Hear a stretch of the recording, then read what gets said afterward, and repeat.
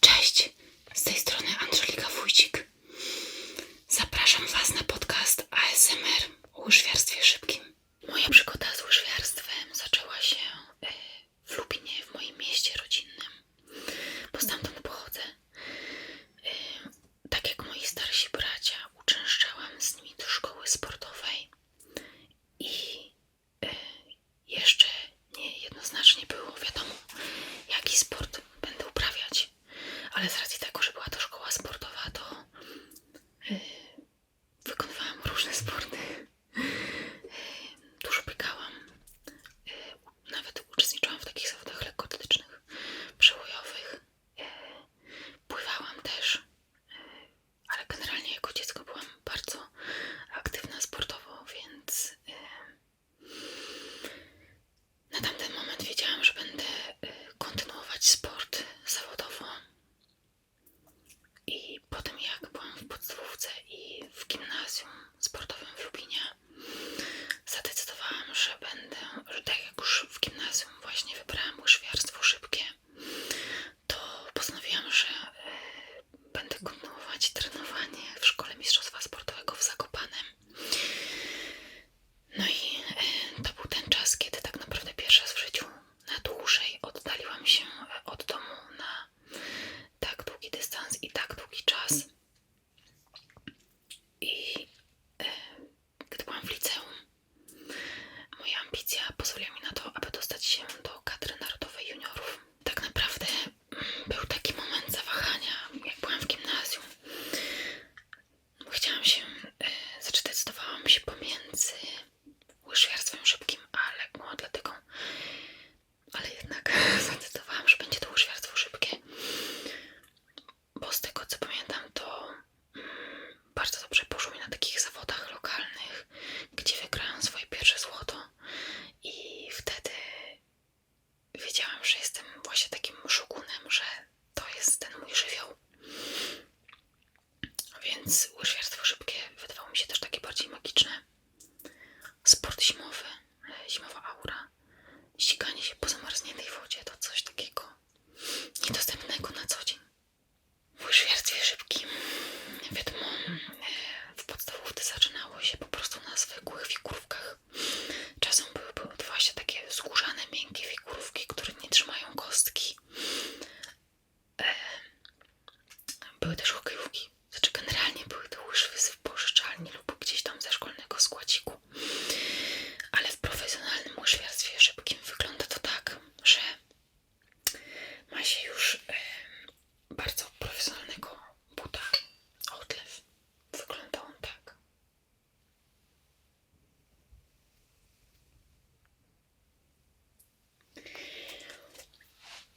No i taki odlew jest już właśnie bardzo profesjonalny. Jest wykonany z karbonu. W środku jest wyścielony skórą, więc jest to bardzo komfortowe. Tutaj w tym momencie wyciągam taką zapiętkę, która chroni moją kostkę przed tym, żeby się nie pociąć. Jest na taki rzep.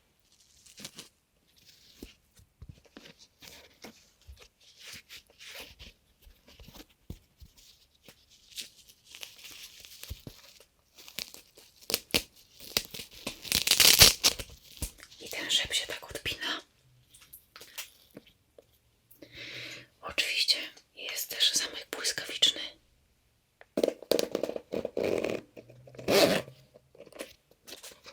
I w środku sznurowadła, które są dość mocno powoskowane, a to w celu takim, żeby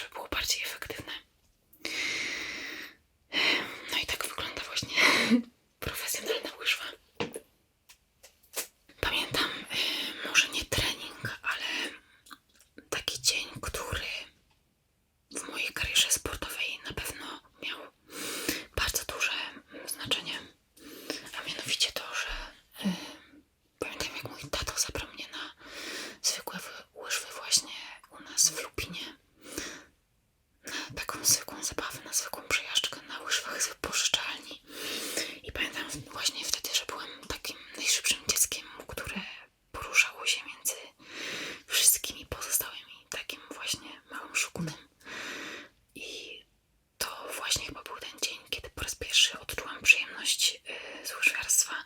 Jeszcze zanim to w ogóle przełożyło się na to, że trafiłam do szkoły sportowej o tym profilu i kontynuowałam te treningi profesjonalnie. W tej dyscyplinie sportu urzekło mnie to, że ona tak naprawdę kształci życiowo na wielu poziomach, bo wymaga dużego zaangażowania, dyscypliny, uporządkowania swojej przestrzeni wokół siebie, uporządkowania swojego życia, bo ona tak naprawdę pochłania 90% mojego życia. To jest po prostu pełne poświęcenie. I aby móc robić to na jak najwyższym poziomie i właśnie z przyjemnością, należy się w niej całkowicie zanurzyć, całkowicie się jej oddać. I to jest fantastyczne, kiedy się poprawiamy, kiedy trenujemy mocno i właśnie tak temu się poświęcamy, to później nam oddaje w wynikach, że możemy się rozpędzić, że ja jako sportowiec mogę właśnie się ścigać z tymi najszybszymi, z tymi najlepszymi. I to daje taką bardzo dużą satysfakcję. Po prostu fantastyczne jest móc tak się rozpędzić i poczuć wiatr we włosach. Wciąż chcę to robić, bo to jest fantastyczny sposób na siebie. Po prostu łyżwiarstwo nadaje mi kierunek, pokazuje mi moje słabości, ale też nagradza mnie właśnie tymi pięknymi, przełomowymi momentami. Po prostu ja czuję wewnątrz, że sport jest moim powołaniem, moim żywiołem i tym, co chcę robić. Robię do tej pory i sprawia mi to wielką przyjemność. Myślę, że wytrwałość definiuje łyżwiarstwo jako sport, bo na mojej drodze towarzyszyły mi takie osoby, które widziałam, że mają w sobie bardzo dużo ambicji i bardzo dużo możliwości, ale nie ma ich tutaj ze mną razem. I to właśnie te kluczowe, to przełomowe momenty, które nas sprawdzają jako sportowców, pchają nas tak naprawdę dalej, bo można uprawiać pewien sport, jakikolwiek, ale jeśli nie ma się wytrwałości i nie ma się tego zacięcia, chęci do podnoszenia się po upadkach, po porażkach, no to niestety może nas wybić z tej drogi, o której marzy każdy sportowiec, czyli drogi do osiągnięcia naprawdę wielkiego sukcesu, jakim jest zdobycie medalu Igrzysk Olimpijskich. Ja myślę, że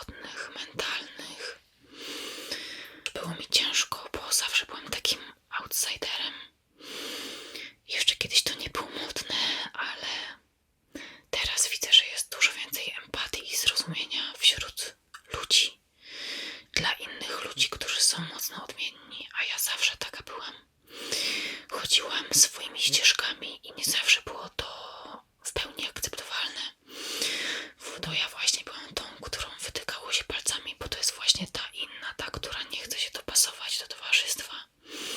I przyznam szczerze, że był taki etap w moim życiu, kiedy było to dla mnie ciężkie.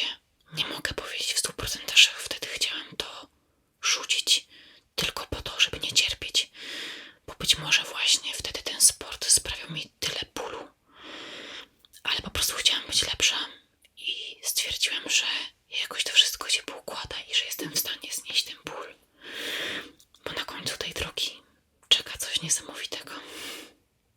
Emocje, które mi towarzyszyły w momencie, kiedy dowiedziałam się, że będę reprezentować Polskę na Igrzyskach Olimpijskich, wzbudziły we mnie satysfakcję i spokój. Powiedziałam, że uda mi się osiągnąć jeden z celów, tych pięknych, które zakłada sobie każdy ambitny sportowiec, czyli to właśnie, aby móc reprezentować Polskę na tych pięknych zawodach czterolecia. I to była kontynuacja mojego planu. Chciałam po prostu sięgnąć szczytu swojego potencjału. Nie udało się zdobyć medalu Igrzysk Olimpijskich, ale na pewno w pełni przyłożę się do przygotowań w obecnym sezonie, aby móc zaprezentować się z jak najlepszej strony na tych nadchodzących, które odbędą się w Cortina Milano we Włoszech. Sam udział w Igrzyskach Olimpijskich było dla mnie troszeczkę czystą abstrakcją. Nie wiedziałam, że one tak wyglądają, a tym bardziej te, w których ja uczestniczyłam, były szczególne, bo były to igrzyska w izolacji. Z racji tego, że wtedy panowała tak bardzo popularna choroba na świecie, byliśmy odizolowani w wiosce olimpijskiej od świata. Więc samo mieszkanie w wiosce olimpijskiej wyglądało dość specyficznie.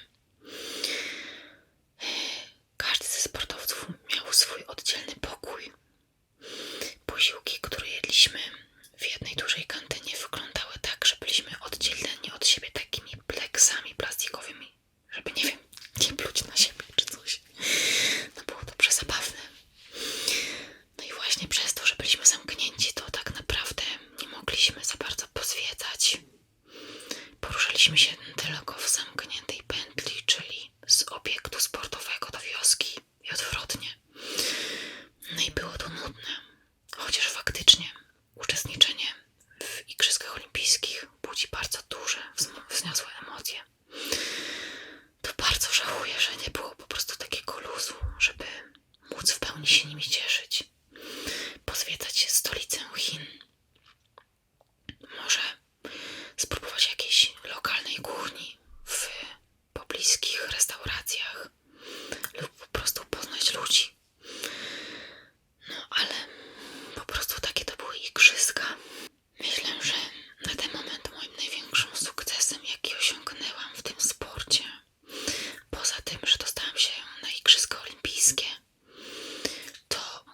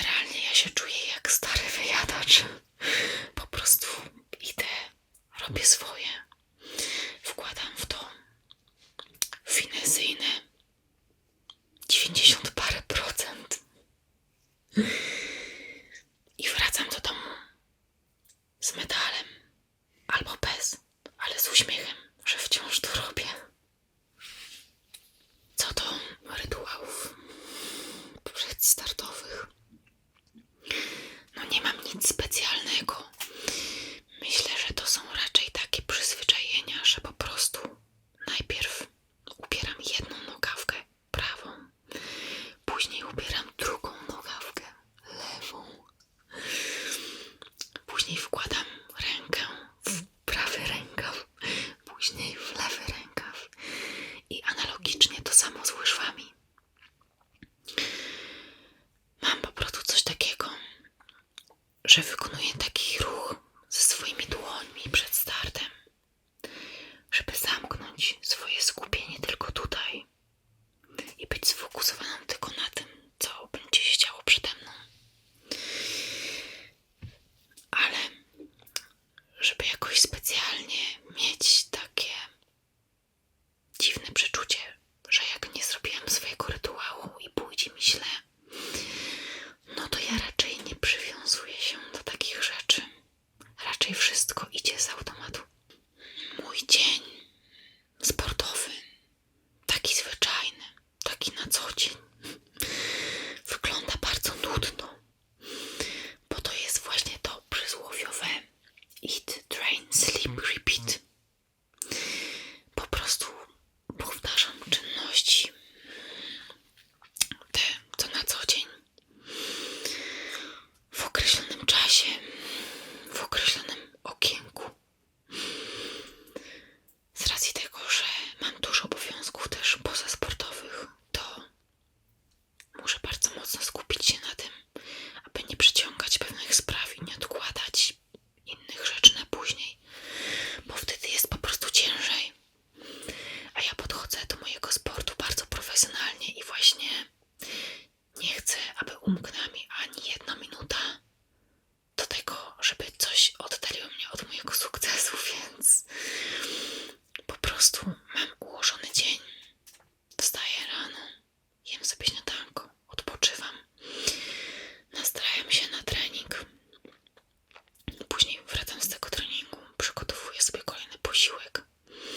Po posiłku drzemka lub nie, odpoczynek, przygotowanie do drugiego treningu. Po treningu kolejny posiłek, a wieczorem może jakiś relaks bądź po prostu ogarnianie innych spraw. Najcięższe elementy w treningu łyżwiarskim to technika.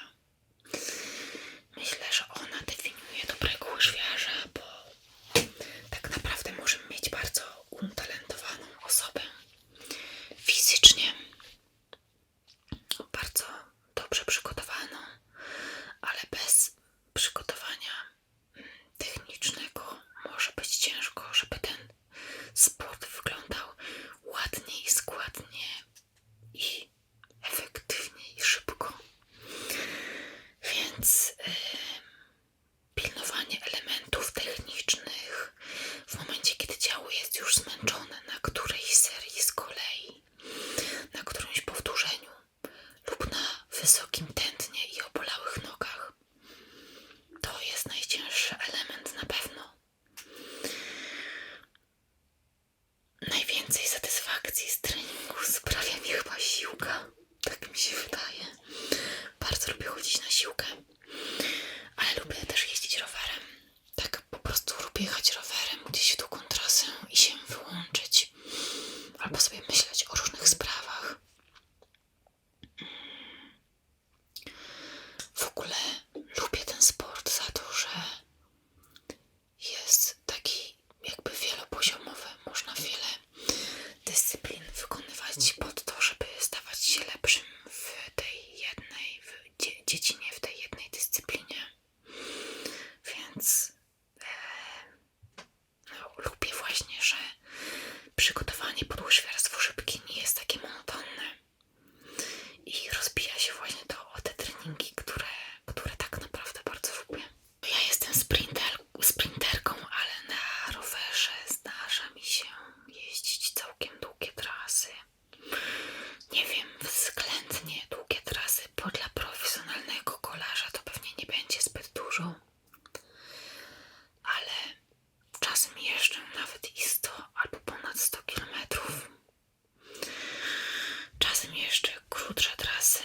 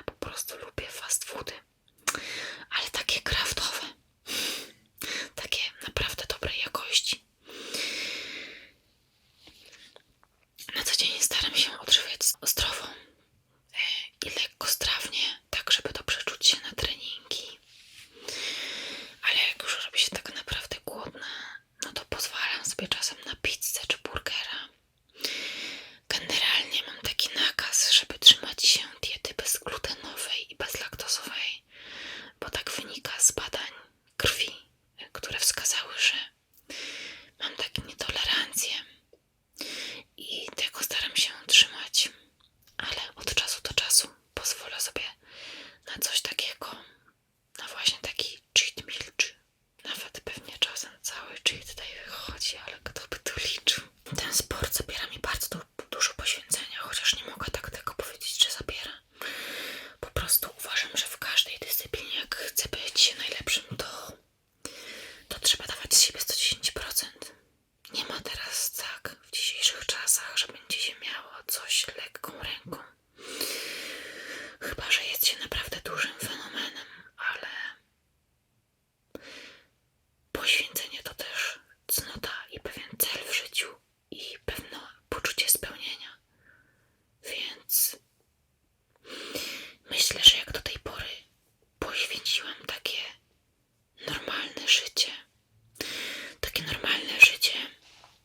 w którym pewnie już bym miała w tym wieku na koncie wiele zaliczonych bardzo dobrych imprez i tych za młodu, i tych studenckich, i po prostu takiego normalnego życia z ludźmi, zabawy, bliskich relacji też. Ale na odległość jest ciężko utrzymać bliskie relacje. Tak naprawdę z moimi najbliższymi kontaktuję się przez kamerkę.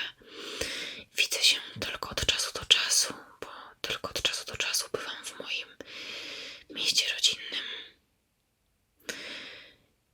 Pewnie normalnie, gdybym miała takie niesportowe życie, być może już bym miała rodzinę. Miałabym swój dom, swoje przytulne miejsce. Taką po prostu prozę życia. Ale moja proza życia jest na ten moment bardzo mocno sportowa. Jestem ponad 300 dni na walizkach i poza domem. No i to jest taka po prostu wieczna tułaczka. Moim największym wsparciem w mojej karierze sportowej i życiu bliskim są moi najbliżsi, jest moja rodzina i mój partner. I to przy nich się regeneruję. To oni mnie wspierają w tych ciężkich chwilach i ładuję baterię na ten odchodzący, ciężki, długi sezon. Bo czasem bywa tak, że ulatniam się z domu na ponad miesiąc. No i to może być ciężkie psychicznie. W momencie, kiedy uda się wydobyć jakiś wolny czas, to co ja lubię robić? Relaksować. Spać. Lubię spać bardzo. Tak, lubię się wylegiwać. Swoim jeżykiem. To jest ten moment, kiedy pokażę, jak lubię się wylegiwać, nie jak, z czym lubię się wylegiwać.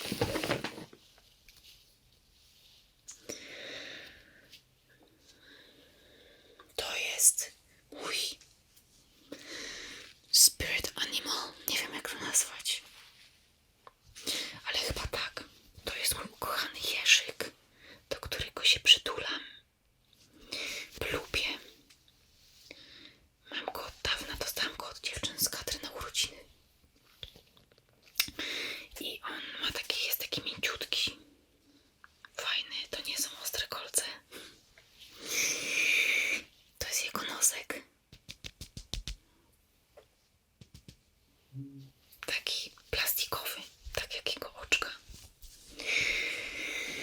No, generalnie tematycznie pod ten kanał to jest taki mój wyzwalacz ASMR, bo ja tego jeża mam dość długo i lubię właśnie z nim spać i leżeć. I przez to, że on tak długo ze mną spędza czasu, to on już przeszedł moim zapachem i po prostu ze mną jest trochę jak z moim dzieckiem. Jak tak się przytulę do tego jeżyka, to jakoś mnie to tak uspokaja i po prostu jak nikt nie patrzy, to go całuję w nosek i wtedy robię mu taki dźwięk przy nosku.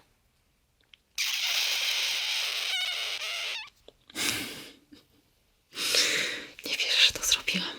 Moi znajomi będą się ze mnie śmiać.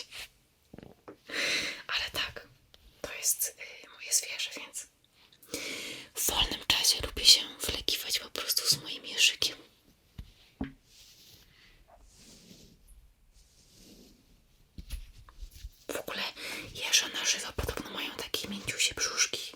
Szkoda, że nie miałam okazji tak właśnie takiego żywego jeża pomacać, ale mam nadzieję, że kiedyś się uda. Jeśli chodzi o dotychczasowe sukcesy, jakie odniosłam,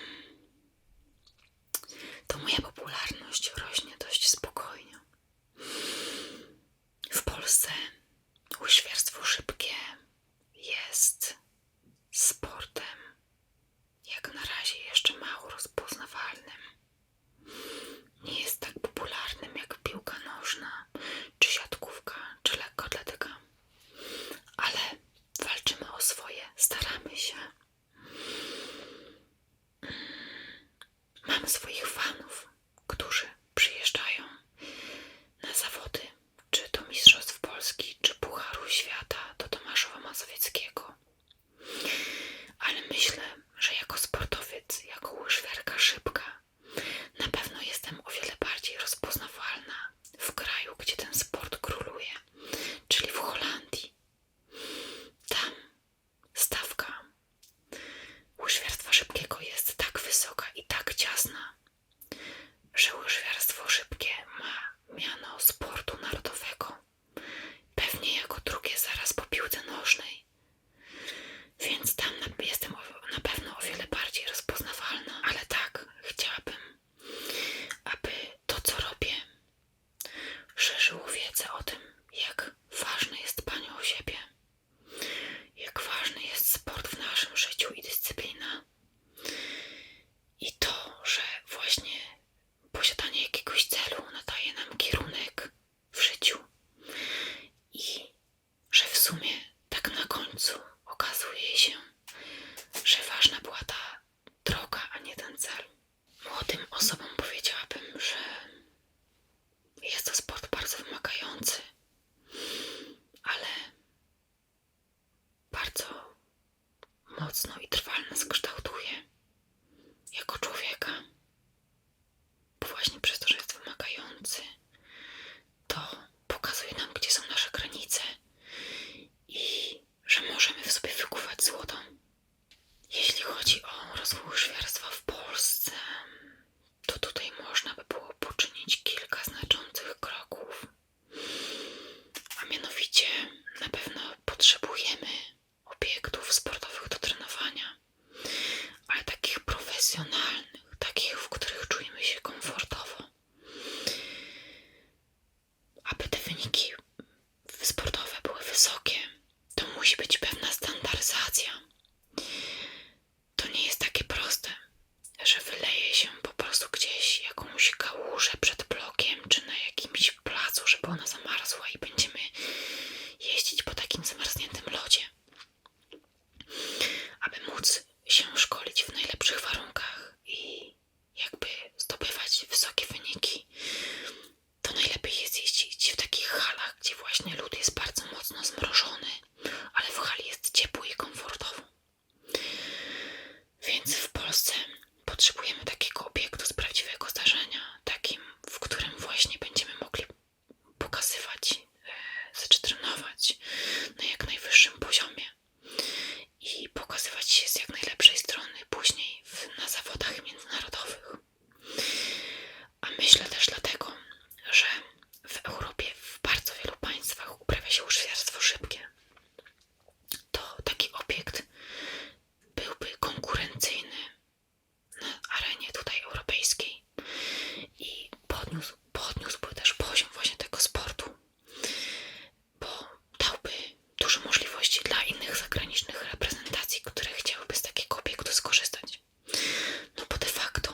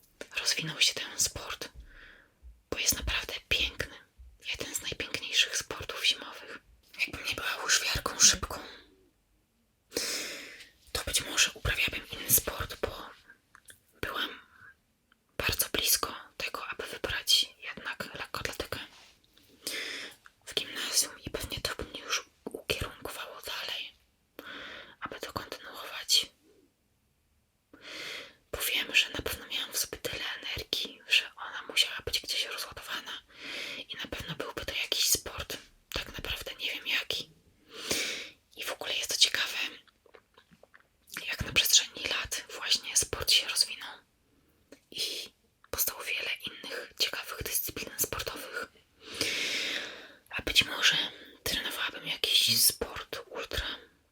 Też wydaje mi się to bardzo ciekawe, ale nie jestem w stanie na ten moment obstawić, jaki sport bym uprawiała. Jeśli nie sport, to myślę, że robiłabym coś artystycznego.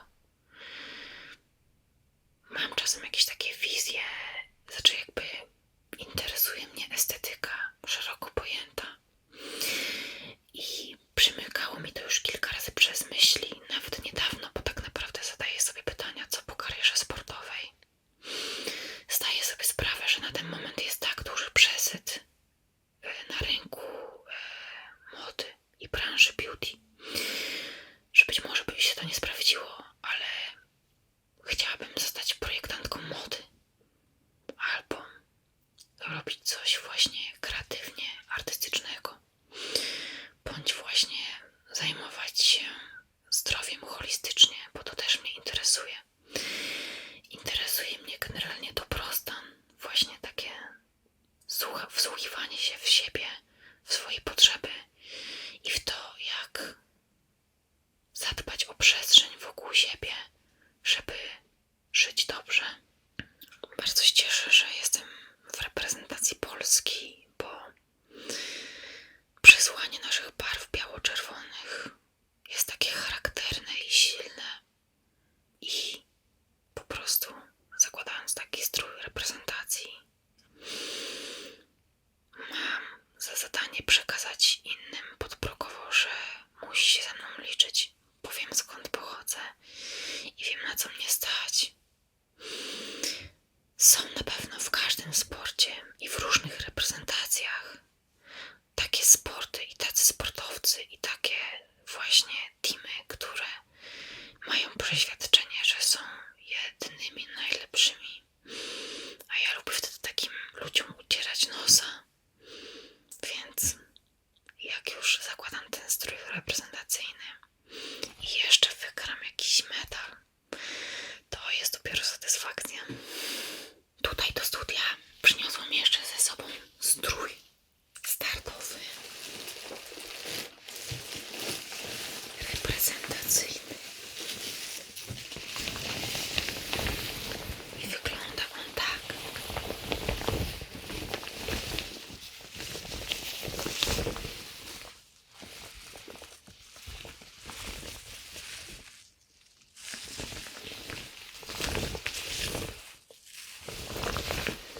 Ten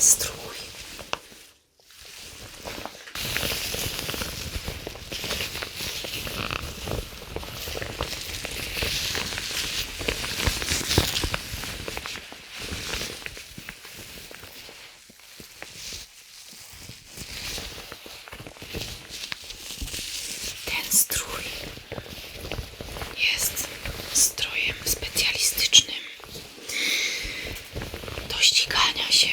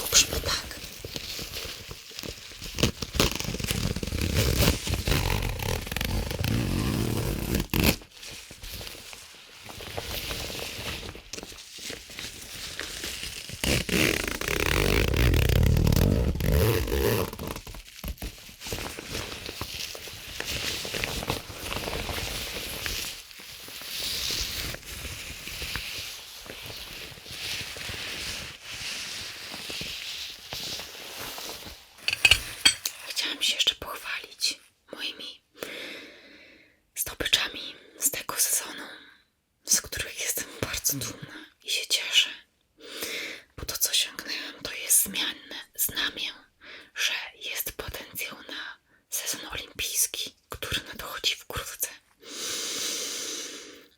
I chciałam jej pokazać.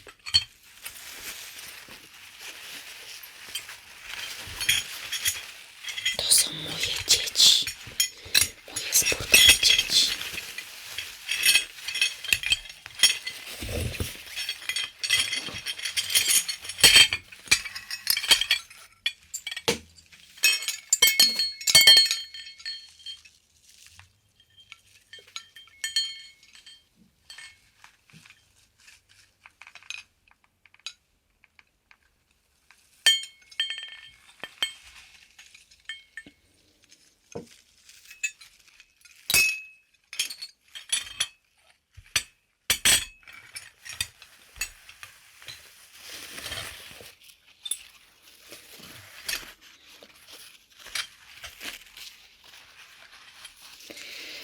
A tutaj jest taki jeden z najcenniejszych, najbardziej wartościowych.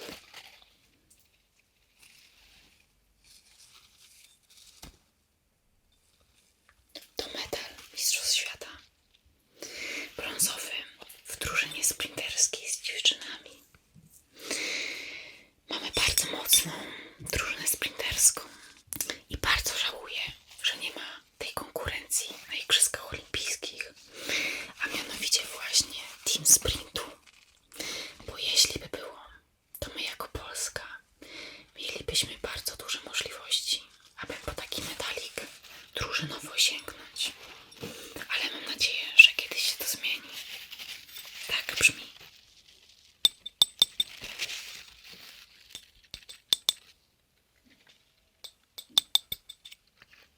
Z takich ASMR-owych rzeczy to w ogóle ja bardzo się cieszę i jestem zachwycona, że przede mną do mikrofonu tutaj mówiła pani Sensation. Z takich ASMR-owych rzeczy, tak, w ogóle fantastyczny kanał, bardzo się cieszę, że się rozwija i bardzo się cieszę, że mogłam dołożyć cegiełkę do tego, żeby się tutaj znaleźć i opowiedzieć o moim sporcie właśnie w taki spokojny, harmonijny i przyjemny dla uszu sposób. Zbliża się sezon olimpijski i potrzebuję od Was wsparcia, a mianowicie kibicujcie mi, kibicujcie naszym, żeby łyżwiarstwo w Polsce się rozwijało, bo to jest piękny sport, wielopoziomowy. Chciałabym Was zaprosić na moje social media. Głównie jestem aktywna na Instagramie pod nickiem ng_Wojcik. Wpadajcie, obserwujcie, jak się przygotowuję, jak wyglądają moje treningi. I bardzo serdecznie Was zapraszam do Tomaszowa Mazowieckiego. Szukajcie kalendarzu, pewnie gdzieś się podzielę w social mediach, gdzie będzie można nas zobaczyć, ale jest już zatwierdzone, że Mistrzostwa Europy, czyli jedna z takich większych i bardziej znaczących imprez przed nadchodzącymi Igrzyskami Olimpijskimi, odbędzie się właśnie w Tomaszowie Mazowieckim w styczniu. Więc ja chciałabym nie zobaczyć ani jednego pustego siedzonka w arenie w Tomaszowie. Potrzebujemy Waszego krzyku, Waszego wsparcia, Waszych wuwuzeli, Waszego hałasu, żeby mnie to niosło od startu do mety. Więc śledźcie sport, śledźcie łyżwiarstwo szybkie i jeśli macie jakieś pytania, to zadajcie je tutaj w filmiku na dole w komentarzu. Chętnie udzielę odpowiedzi. Taki to był właśnie podcast ASMR o łyżwiarstwie szybkim. Mam nadzieję, że Wam się podobało, że się zrelaksowaliście i że poszerzyłam Waszą wiedzę na temat tego,